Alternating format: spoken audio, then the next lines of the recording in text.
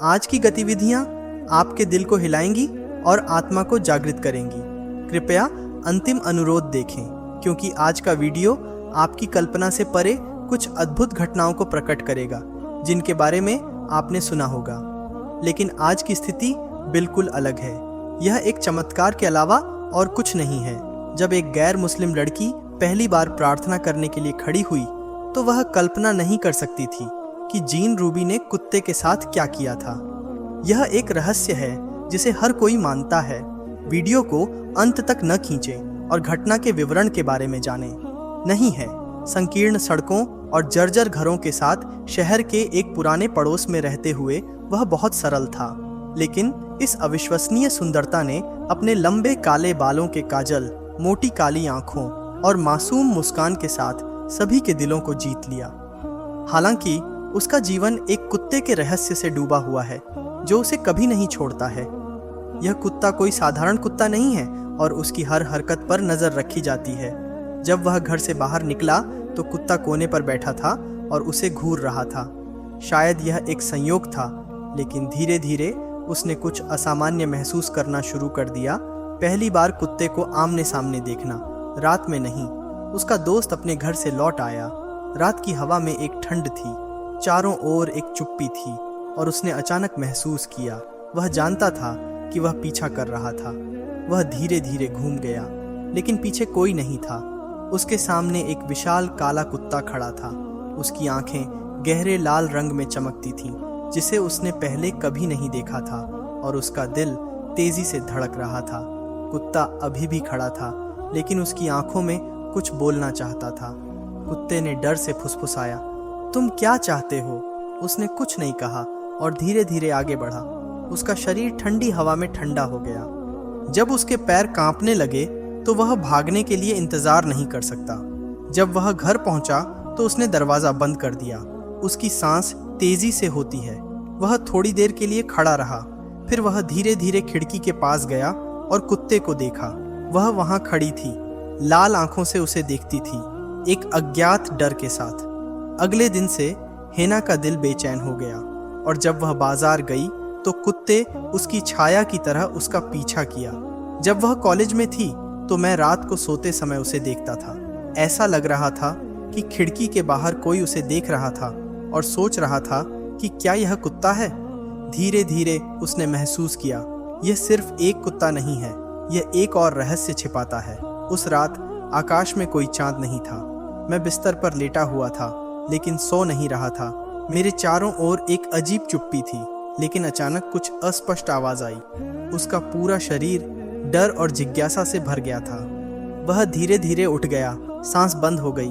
वह धीरे धीरे खिड़की के पास चला गया, पर्दा खोला, उसकी आंखें रुक गईं और कुत्ता खिड़की के सामने खड़ा था। लेकिन इस बार लगभग 1 बजे एक भयानक बदलाव हुआ और कुत्ते का चेहरा अब वैसा नहीं था जैसा पहले था। यह एक मानव चेहरे की तरह दिखता है और उसकी आंखों में, उसके मुंह के कोने से एक प्रभावी मुस्कान उभरती है। और ठीक उसी समय कुत्ते के मुंह से एक गहरी ठंडी आवाज निकलती है और उसके सिर से एक ठंडी धारा गिरती है। उसके पैर जमीन पर हैं, चाहे वह दुःस्वप्न हो या वास्तविकता। कुत्ता कांप रहा है क्योंकि शब्द अभी तक उसके कानों में नहीं गूंजते हैं। मुझसे डरो मत, डरो मत, वह चिल्लाया। जल्दी से दरवाजा बंद कर दिया, कमरे में भाग गया, अपनी छाती को मारा। क्या यह सपना था या सच था? लेकिन सुबह 1 बजे चीजें निश्चित थीं। कुत्ता सामान्य नहीं था और पूरी रात सो नहीं सकता था। अपनी आंखें बंद कर लिया और महसूस किया कि कोई खिड़की के बाहर खड़ा है। उसने उसे देखा और उसे पकड़ने की कोशिश की। उसने सुबह अपने दोस्त सारा को फोन किया। मैंने जो देखा वह कल्पना नहीं थी। कुत्ते ने कल रात बात की और उसने मेरा नाम बुलाया। सबसे पहले शाह ने आकर कहा, कुत्ते 1 बजे मनुष्य की तरह कैसे बात नहीं कर सकते? आप शायद अपनी नींद में कल्पना कर सकते हैं। मैं मजाक नहीं कर रहा हूँ। यह कुत्ता सामान्य नहीं है। मुझे घूरते रहते, मेरा पीछा करते रहते हुए मुझे यकीन है कि सन्ना के मुंह में थोड़ा सा है। वह मुस्कुराया और थोड़ी देर के लिए चुप रहा। उन्होंने कहा कि अगर ऐसा है तो यह अजीब होगा। उस रात कोई जादू या अभिशाप नहीं था। वह असहज महसूस कर रहा था। मुझे लगता है कि मेरे चारों ओर की हवा भारी हो रही है। जैसे कोई मुझे बुला रहा हो। वह धीरे धीरे खिड़की के पास चला गया और एक ठंडी हवा ने उसे कांप दिया। बाहर देखा, उसकी छाती डूब गई और पाया कि कुत्ता फिर से वहां खड़ा था, केवल आज रात। यह कुत्ता सिर्फ देख नहीं रहा है, वह धीरे धीरे अपने घर की ओर नहीं चल रही थी। सांस लेना तेज हो जाता है। भगवान जल्द ही दरवाजा बंद कर देंगे।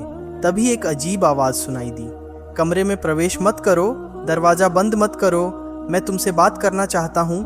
हेना का दिल तेजी से धड़कने लगा। वह पूरी तरह से रुक गई। उसके पैर जमीन से उतर दिए हुए लग रहे थे, लेकिन वह अनजाने में दरवाजे की ओर चली गई। हन्ना ने एक हाथ से दरवाजा खोला, लेकिन उसके हाथ कांप रहे थे। कुत्ते पहले की तरह ही हैं, लेकिन उसकी आंखों में एक अज्ञात भावना थी, जैसे कि कुत्ता उसे नहीं जानता था। और तुम कौन हो? उसने कांपते हुए पूछा, और कुत्ता धीरे धीरे पीछे चलने लगा। लेकिन थोड़ी देर बाद एक अजीब बदलाव होने लगा। जमीन उसकी आंखों के सामने कांपने लगी, मानो पृथ्वी उसके पैरों के नीचे से चल रही हो।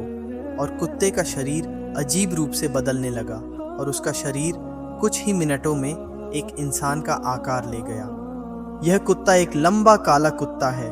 वह एक भयानक कुत्ता बन गया, एक भयानक काला आदमी जिसकी आंखें सुबह 2 बजे आग की तरह लाल हो गईं। हेना का खून उसकी नसों में जमा हो गया, उसकी सांस बंद हो गई।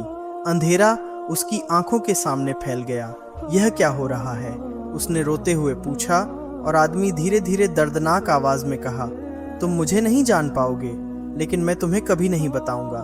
मैं तुमसे प्यार करता हूँ, मुझे कुछ समझ नहीं आया। उसका मन खाली था, उसकी आंखें लाल थीं, अजीब दर्द था, और भगवान ने उसे एक भयानक भविष्य की ओर खींच लिया। तुम मुझसे प्यार नहीं करते? उसने फुसफुसाकर पूछा। उसकी आवाज कांप रही थी, और आदमी एक कदम आगे बढ़ा, लेकिन वह खुद को नियंत्रित नहीं कर सका। उसने जल्दी से दरवाजा बंद कर दिया। उसकी सांस तेज होने लगी, दिल की धड़कन हर कोने से तैर रही लग रही थी। हे भगवान, क्या हुआ? वह बिस्तर पर दौड़कर बैठ गया। उसका शरीर आकाश से गिर गया। यह एक सपने या वास्तविकता की तरह है। अगली सुबह नहीं, वह कॉलेज जाने के लिए घर छोड़ दिया।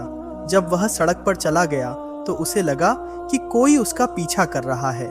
उसकी आंखें चारों ओर घूम रही थीं, लेकिन कोई दिखाई नहीं दिया। लेकिन जब उसकी आंखें अंधेरे में आ रही थीं, तो वही कुत्ता वहां बैठा था। लेकिन न केवल वह बैठा था, उसकी आंखों में एक अजीब इशारा था, जैसे कि वह कुछ नहीं कहना चाहता था, और तेजी से आगे बढ़ने लगा। लेकिन उसने कुछ भी नहीं सुना। मैं आपसे बात करना चाहता हूँ, डरो मत। उसका शरीर कांप रहा था, और उसने चारों ओर देखा और कोई नहीं पाया। लेकिन वह आवाज वह है जो कुत्ते की तरह दिखता है। वह कॉलेज में साना को ढूंढता है और उसे जल्दी से सब कुछ बताता है।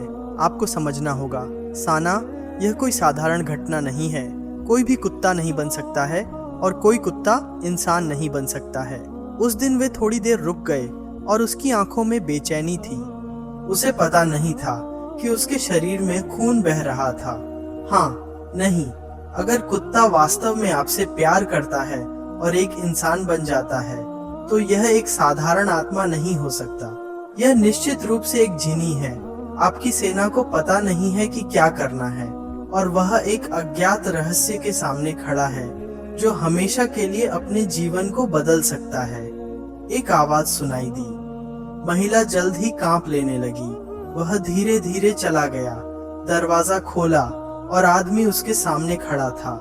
यदि आप कुत्ते नहीं हैं, तो डरो मत। मैं आपको कुछ बहुत महत्वपूर्ण बताना चाहता हूँ। आदमी ने नहीं कहा, और घबराहट से दरवाजा बंद करने की कोशिश की, लेकिन उसके पैर जमे हुए लग रहे थे। उसने साहस उठाया और यह पूछने के लिए कि आप कौन हैं, और आदमी ने हंसते हुए कहा, मैंने आपको कई साल पहले देखा था। क्या तुम्हें याद नहीं है? उसकी आंखें डर से चमक रही थीं। क्या वास्तव में उसके दिमाग में कुछ भूलने का रहस्य था? उसने धीरे धीरे कहा, तुम मुझे नहीं भूलते, लेकिन मैं आपको कभी नहीं बता सकता। हेना ने एक अजीब बेचैनी महसूस की और सोचा कि क्या वह वास्तव में किसी अजनबी को जानती है। और वह आदमी आगे आया और कहा, आपको लगता है कि मैं क्या हूँ, लेकिन जवाब आपकी अपनी स्मृति में छिपा हुआ है। अचानक उसे एक पुराने घर की याद आई। एक छोटी लड़की यार्ड में खेल रही है।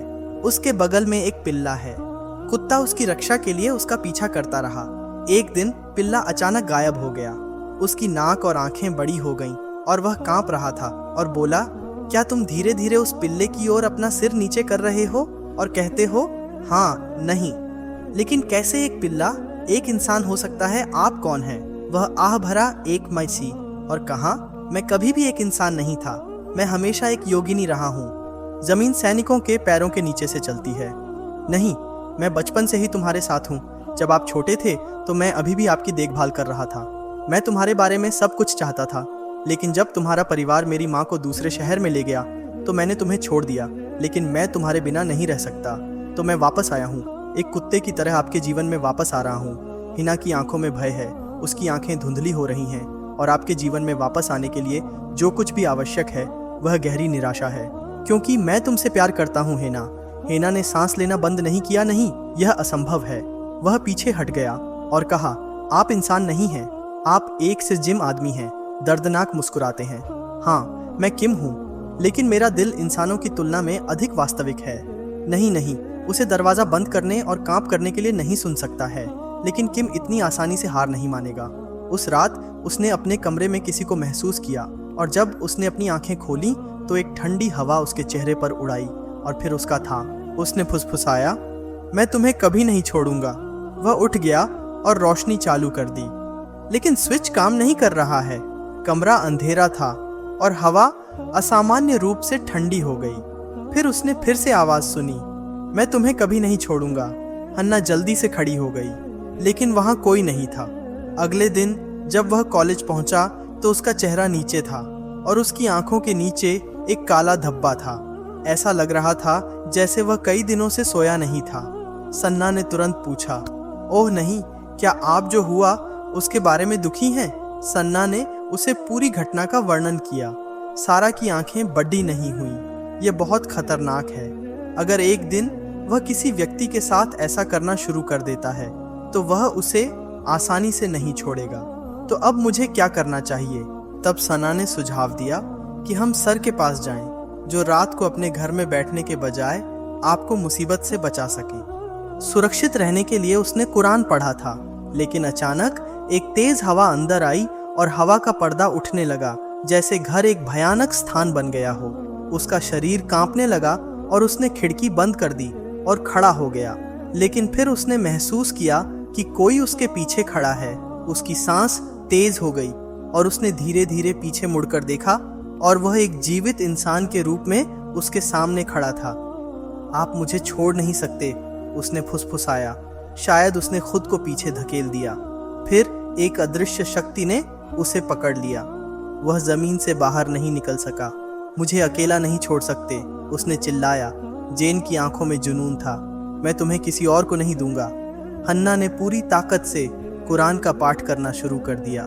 किम की मुट्ठी कठोर होने लगी और वह दर्द से कांप रही थी। पीछे चली गई, जो कुछ भी वह कर सकती थी। ओह नहीं, उसने कहा, मैं वापस आऊंगा, और हवा में गायब हो गया। वह जमीन पर गिर गया और उसकी सांस रुक गई। अब वह आश्वस्त हो गया कि यह कोई साधारण समस्या नहीं है, बल्कि एक तस्करी है। हैना का शरीर कांप रहा था। वह जमीन पर गिर गई, सांस लेने में तेजी से, और वह अब पूरी तरह से यकीन था कि दिन उसे इतनी आसानी से नहीं छोड़ेगा। अगली सुबह हैना और सना शहर की सबसे पुरानी मस्जिद के पास बने एक छोटे से घर में पहुंचे।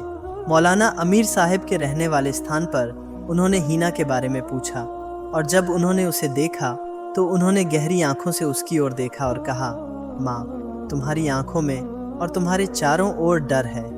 एक अजीब छाया दिखाई देती है, कोई जिन्हीं तुम्हें उसका शिकार नहीं बनाती है। उसकी आंखों से पानी बह रहा है मौलाना श्री। वह मुझे हर जगह ले जाता है। आप देख सकते हैं कि वह हर रात मेरे घर आता है और कहता है कि वह मुझसे प्यार करता है। श्री मौलाना बहुत गंभीर हो गए। यह साधारण नहीं है। उसका प्यार अब एक भावना में बदल गया है, और अगर इसे रोका नहीं जा सकता है तो वह आपको अपनी दुनिया में खींच लेगा। एरिका और शाना घबराते हुए पूछते हैं कि हमें क्या करना चाहिए। मौलाना साहिब ने एक पुराना ताबीज़ निकाला और कहा, माँ, इसे अपनी गर्दन के चारों ओर पहनो और रात में सूरा अल बकरा पढ़ो। लेकिन याद रखें, अगर आपका दिल कमज़ोर है तो यह पूरी तरह से आप पर नियंत्रण रखता है। मौलाना ने जो कुछ कहा हैना ने स्वीकार कर लिया। उसके गले में बारिश गिर गई और शाम को वह सूरा बकरा का पाठ करने लगी। लेकिन जैसे ही घंटी बजी, हवा की दिशा अचानक बदल गई और खिड़कियां हिलाने लगी। फिर घर की रोशनी स्वचालित रूप से बंद हो गई। उसकी आंखें आग की तरह चमक रही थीं। उसकी आंखें आग की तरह चमक रही थीं। लेकिन उस दिन वह एक मनुष्य बन गया। उसकी आंखें आग की तरह जल रही थीं और उसने रोया और कहा, मैं तुम्हें नहीं छोड़ूंगा। जिन्ना ने अपना हाथ बाहर निकाला। हवा में पकड़े बिना वह चिल्लाने की कोशिश करता है, लेकिन उसकी आवाज़ जिन्ना के करीब आती है, जैसे वह उसके गले में दबा हुआ हो। लेकिन फिर बारिश होती है। यह अचानक जल गया और जेन दर्द में चिल्लाया। वह पीछे की ओर चला गया। जमीन पर जोर से लेट जाओ, बे समय तक नहीं रोकेगा रहा था और डरता नहीं था। लेकिन वह जानता था कि यह लड़ाई इतनी आसान नहीं होगी। यह दिन मेरे पीछे क्यों है? यह रात भर बदलता रहता है। उस दिन के शब्द उसके दिमाग में गूंज रहे थे। आप सिर्फ मेरी सुबह नहीं हैं। मौलाना आमिर शाह के पास चले गए, जहां मौलाना श्री उनके चेहरे पर सोच का कोई निशान नहीं बैठे थे। उसने उसकी ओर देखा और कहा, मुझे नहीं लगता कि यह मेरी मदद करेगा। वह फिर से वापस आ गया है। मौलाना साहिब ने गहरी सांस ली और माँ ने कहा कि मामला बहुत गंभीर हो गया है। वह न केवल आपको प्यार करता है, बल्कि आप पर पूर्ण नियंत्रण भी रखना चाहता है। लेकिन वास्तव में यह दिन क्या है? उसकी आवाज़ कांप रही थी और बार्सिलोना ने एक पुरानी किताब निकाली और कुछ पृष्ठों को पलट दिया। फिर उसने हन्ना को देखा और कहा, यह एक सामान्य दिन नहीं है। यह एक जिनी है जिसे ढाका नाम के एक बंद घर में बंद किया गया था। और कई साल पहले एक लड़का एक लड़की से बहुत प्यार करता था, लेकिन उसकी मृत्यु हो जाती है और उसकी आत्मा काले जादू में पकड़ ली जाती है और वह ढाका नाम के एक जिन में बदल जाता है। अब वह चाहता है कि आप अपना दोस्त बने। उस रात नहीं।